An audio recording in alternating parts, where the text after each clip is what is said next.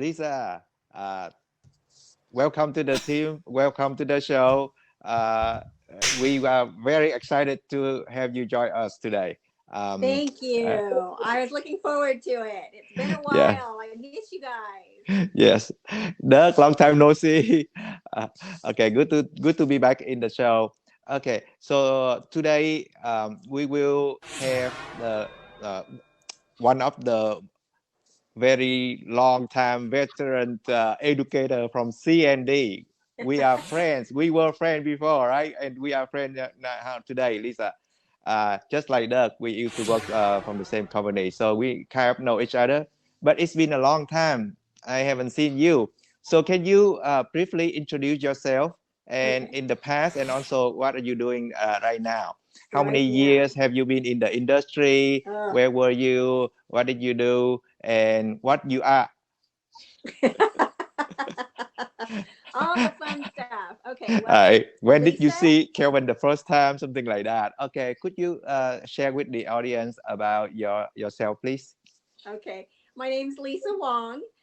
Yes, there's a Pena in there. That's my maiden name. So I'm the Spanish girl with the Wong last name, of course. I've known you guys forever. It feels like I've been in the industry for 30 years at least. Worked obviously as an educator with C&D for about 17 years, and now I've been doing stuff with famous names. So I work with Jim and Linda Nordstrom, doing famous names. So that's been a lot of fun.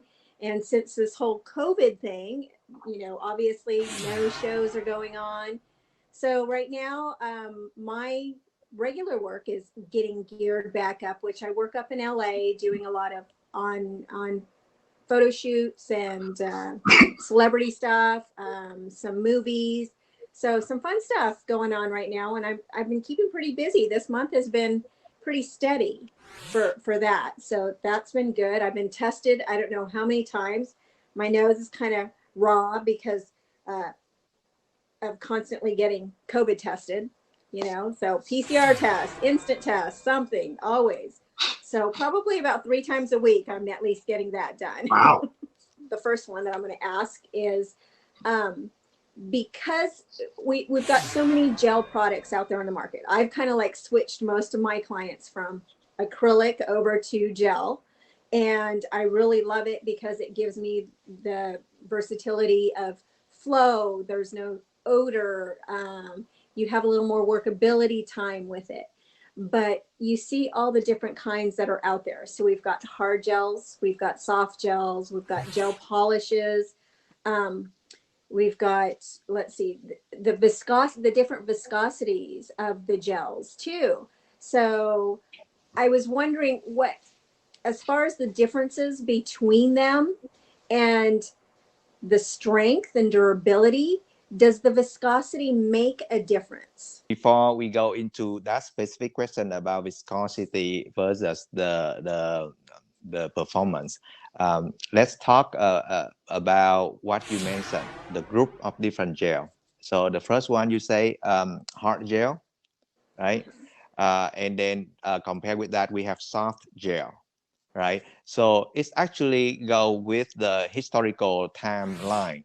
Hard gel come along first. It came to the industry way before the other. So the hard gel is different from the soft gel in that it's the original gel and it's not removable by acetone, right? And then the later version, the soft gel came along in about 2000, 2005 in that time frame, and then still be now.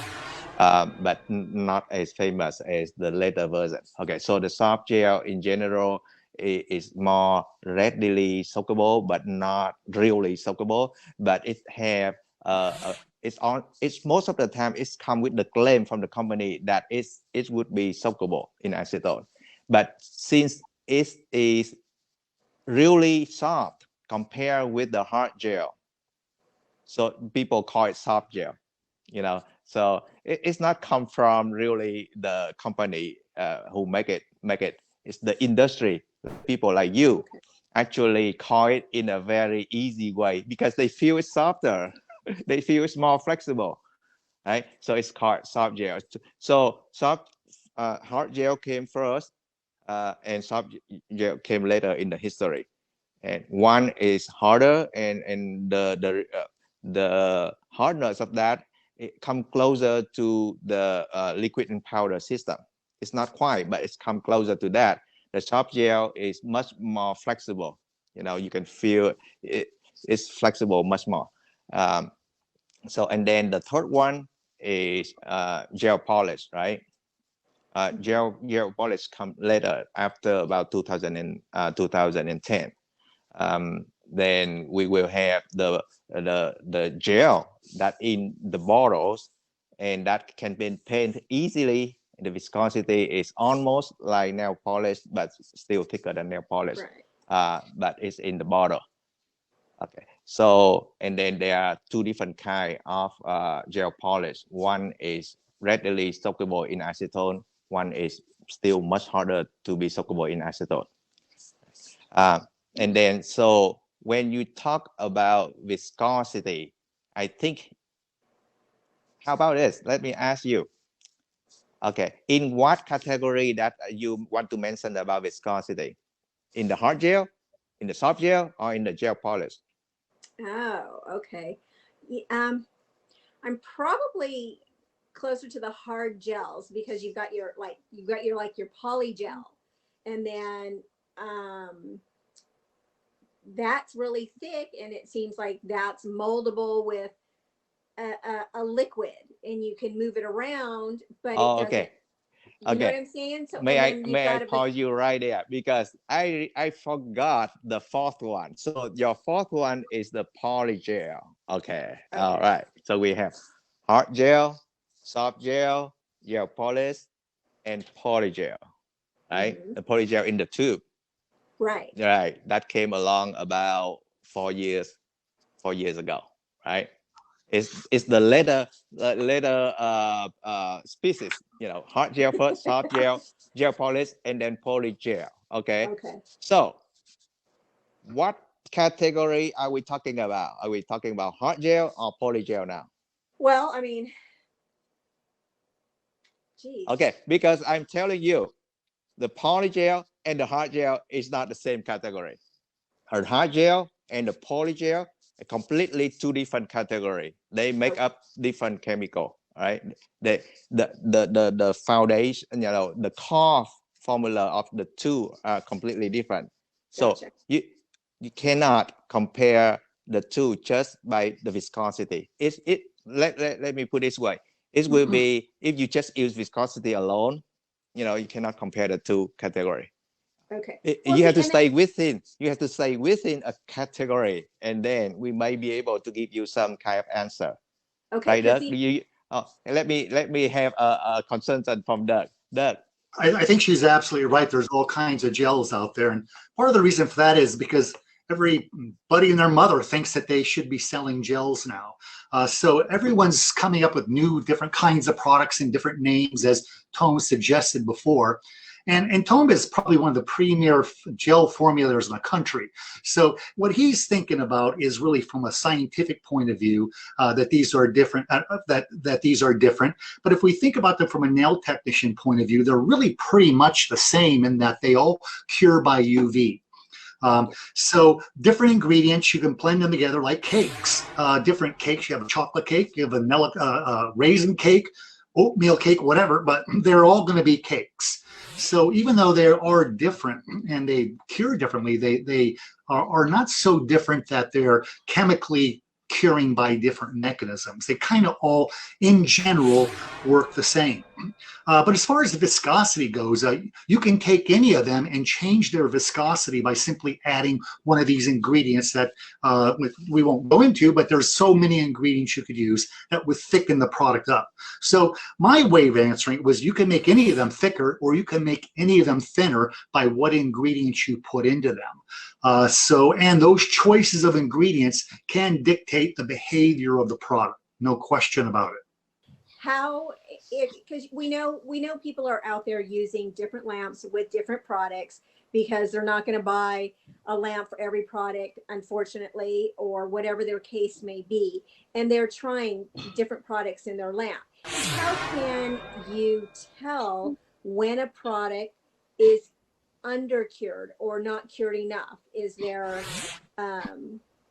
like the shine capability, or is there a certain feel other than the fact that you let them, your clients, go for a week and all of a sudden their nails are coming off, or they're having some sort of an allergic reaction, because then we know that that would be under cured.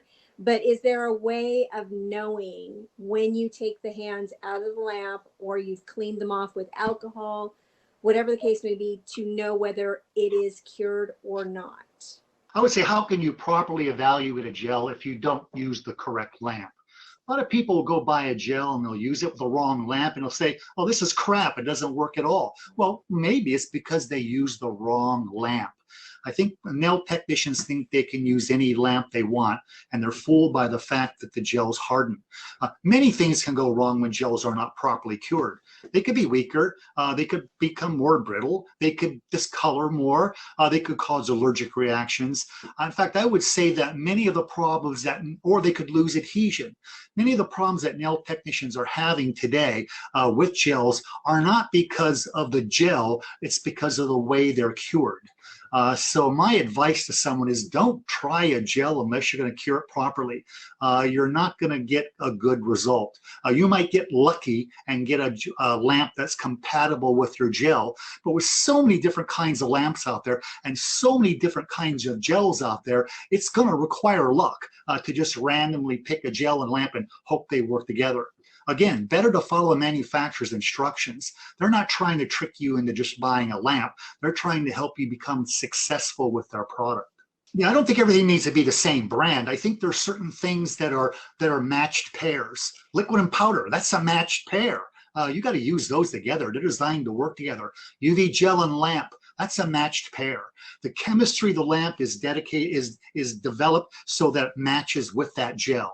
You don't get too much heat, you don't get too under curing. Many things can go wrong when you use the wrong gel. So if you're just starting out, especially, pick a system and use it correctly. Then if you want to get a second system, pick that second system and use that system correctly. There's no place at all in the industry for people using products incorrectly. And I would say the vast majority of the problems, including allergic reactions, are caused when people just decide they're going to do it their way and not follow directions. Another way to look at the object, right? The object is the curability of the gel, right? So the curability have different kind of level of understanding, different kind of way to figure out. And we need to know that it's easy to say, so if we have a scale from 0 to 100%, not curing at all, 0%. Curing 100%, 100%. No monomer left uncured, no oligomer left uncured. Everything is cured. Every double bond is curing. So that's 100%. So in real life, you may never have that 0 or 100%, because let's be clear. The moment you have your gel pot open, and if you see it, that means it have light hitting it already. Right? And if you dim the light or to 0, you cannot see it, then there's no light. So the moment you see your pot of gel open, some light already hit it. So you already have some sort of degree of cure right there, 0.1 or 1%, some percent. Okay. On the other hand, can we have 100%? Very, very rare that we have 100%. Okay. So the question is not fully cure or it's a proper cure. Right. Gotcha. So Doug mentioned about that, but let's dive in more detail on what do we mean by proper. So there is a way. Whatever property of the gel from the day that you receive it until the day that your client nails using that have it grown out and disappear from her nail. Okay, it could be 3 weeks, 4 weeks, 5 weeks, 6 weeks, 10 weeks, depending on whether you rebalance that gel or not, right? So Right. the lifetime of that gel from the part on the nail and off the nail, okay? During that lifetime, whatever that is not acceptable to you, not acceptable to the client, then it's not okay. So when you make a curability of the gel and then you receive some not okay property, then it's not okay, right? For example, now if you put a gel on and you put the lamp on, you cure it, and the nail burn hot, right? Mm-hmm. Exotherm too much, then it's not good. That's not good. It's not proper, right? Another one is if you cure it, it look good. It look, and then you shave it well. Okay, go out. 1 day later, it's pop off. Right? It's not okay. So whatever is not okay is not proper, right? Gotcha. You can wear it, and then a couple days later, it's have allergic reaction. It's not okay. It's not okay to have allergic reaction, right? So whatever regarding the curability that lead to the property that we are not okay, then it's not proper.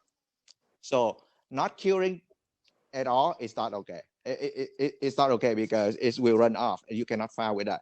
Cure 100% too fast, too soon, the nail, the client jump up and down and cry and swear, trying to achieve 100% is not always good. Gotcha. All right. So Yeah, I agree. So any proper. any signs of service breakdown should be an indication that proper cure may not have occurred. Other things can cause service breakdown as well, but chief among them has to be proper curing. And it's really the manufacturer's responsibility to ensure your gels will be properly cured. And the manufacturers want your gels to be properly cured. And a good manufacturer will actually take the time to test it. There are scientific tests that can be done that can determine how well your product is cured. Tom is absolutely right. 100% cure isn't the goal. Getting it cured enough to where you get no service breakdown and no allergies, that's the goal.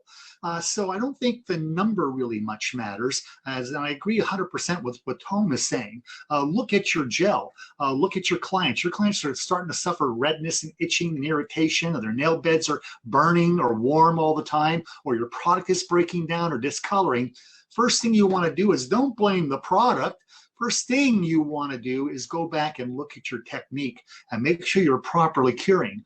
Once you can ensure yourself you're properly curing, that you're following the directions and using the correct lamp, not applying it too thickly, and your gel isn't an old, out of date gel, that you're using fresh product. Once you've eliminated all of those things, then you can start looking elsewhere. But those would be the first things I would look at if you're having those kind of issues. You got some companies that here's our dip powders and here are our acrylic powders, and you don't use them together. And then you've got other companies that are like, you can use our dip powders as an acrylic system. So